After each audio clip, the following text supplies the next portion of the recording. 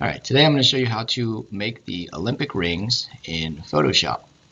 There are always multiple ways to do things, but I'm going to show you only one way in this tutorial to keep it as short as possible. And I want you to create the Olympic rings after you've seen the video. So let's get started. First, I've got Photoshop open already. I'm going to start a new file. I'll use my landscape preset. If you don't have a landscape preset, you can always use US paper and just switch the width and the height to make sure the paper is rotated into landscape orientation rather than portrait. Alright, so I've got my canvas here. The first thing I'm going to do is click on the new layer button so I can have a new layer, and I'm going to use the marquee tool. Remember, I can hold shift while I use the elliptical marquee and create a perfect circle.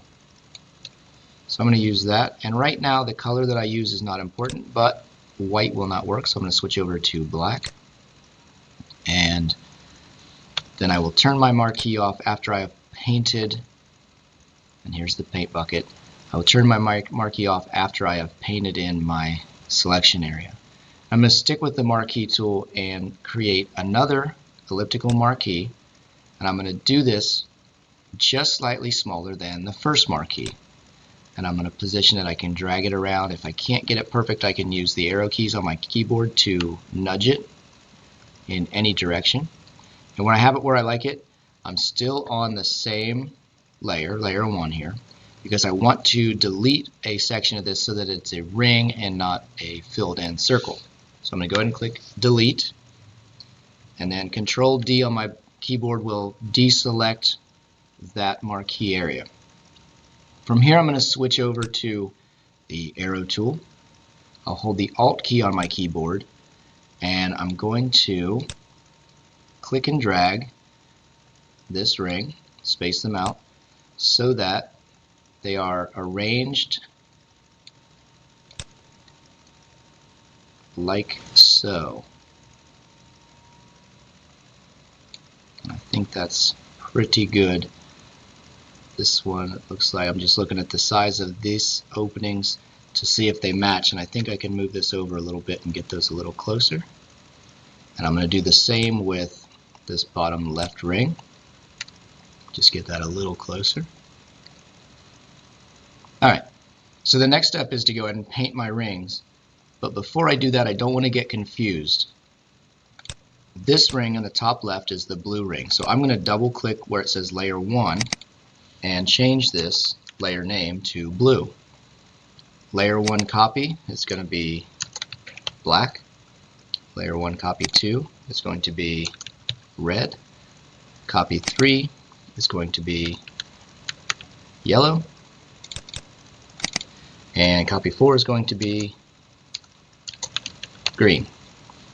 And now that I have those, I'm going to switch over to my paint bucket, and this is where I'm going to paint everything in. So I'm on the blue layer. I'm going to find a nice blue that works for this and click with the tip of the arrow next to the paint bucket on the ring, and I can just paint that in without any problems.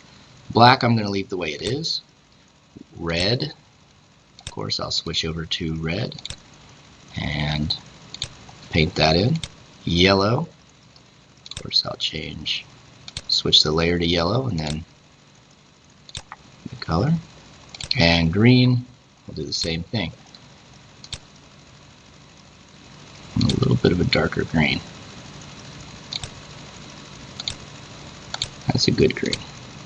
Okay, so I have all 5 rings and they're all the correct color.